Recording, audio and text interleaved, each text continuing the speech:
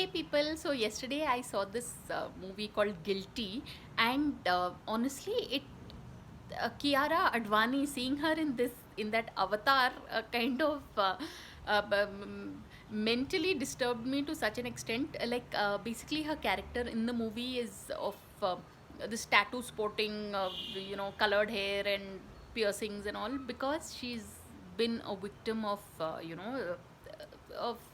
of abuse, child abuse, I guess. Or so that's what I mean. Her character is like that in the movie. So to kind of recover from that, I thought of watching, of all the movies on the planet, I had to see Kabir Singh again on Netflix. So if you're watching Kabir Singh to recover from a movie, that basically shows just how much of trauma that you, yeah, are holding on to. Because Kabir Singh, I mean, after watching Kabir Singh, I think if I could, would have had to watch a third movie to recover from the first two, because really Kabir Singh was in its own track altogether.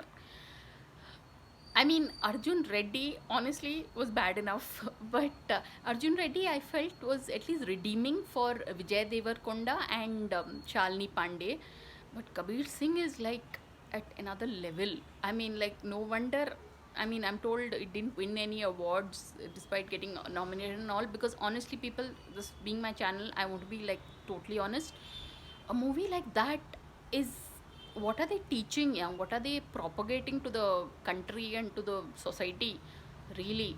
So anyway, Kabir Singh, you watch that movie if you're like in a particularly bugged frame of mind, and then after watching it you will suddenly realize just how beautiful your life is. I mean, because if movies like that are called entertainment, then life on its own is super entertaining.